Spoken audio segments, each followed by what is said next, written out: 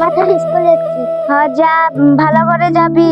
আর আমি কাজে চলে যাবো, দিয়ে স্কুলে এসে পরে খেয়ে নিবি। একলা বেরিয়ে যাবি না স্কুল থেকে, ছুটি হবে, আনতে যাবে, তারপরে বেরোবি। শুন, ভালো করে পড়াশোনা করে মন দিয়ে পড়বি কিন্তু। এবছর তোকে কিন্তু ফার্স্ট নাম্বার আনতে হবে।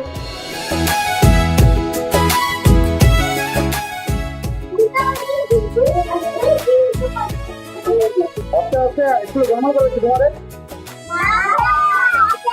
জিৎ, শোনো যে তুমি তুমি স্কুলে গরমা করছো? না স্যার, সামনে পরীক্ষা। তুমি বড় হয়ে কি হবে? পুলিশ অফিস হবে। ঠিক আছে, তুমি বসো, যাও। সুজয়, আচ্ছা। তুমি গরমা করছো স্কুলে? না স্যার, সামনে পরীক্ষা, তোমরা গরমা করলে স্কুলে? তুমি বড় হয়ে কি হবে? ডাক্তার হবো। ডাক্তার হয়ে কি করবে? গরিব মানুষকে ফ্রি করতে চিকিৎসা করান।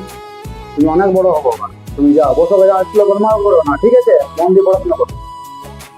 ঠিক আছে, আজ স্কুল ছুটি দিলাম, কালকে পড়াটা করে নিয়ে আসবো, ঠিক আছে?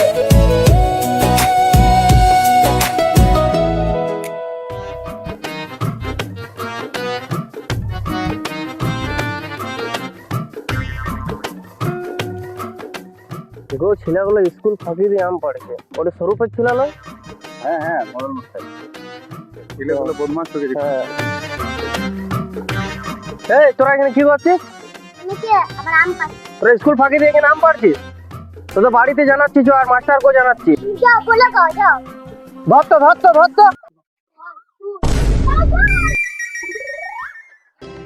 শুন রে ভাই, বাঘের মতন আর মরলের মানে সম্মান নাই।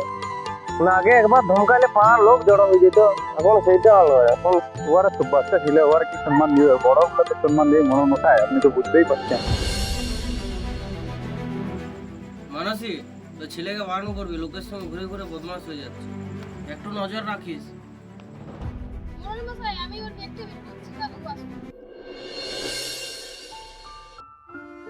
বাবুজি কেনে কাঁদছিস? আমার ছোটবেলার বন্ধু বড় অফিসার হয়ে বাড়ি ফিরলো। আমার স্বপ্নটা স্বপ্নই রয়ে গেল, আর সত্যি ওর হলো।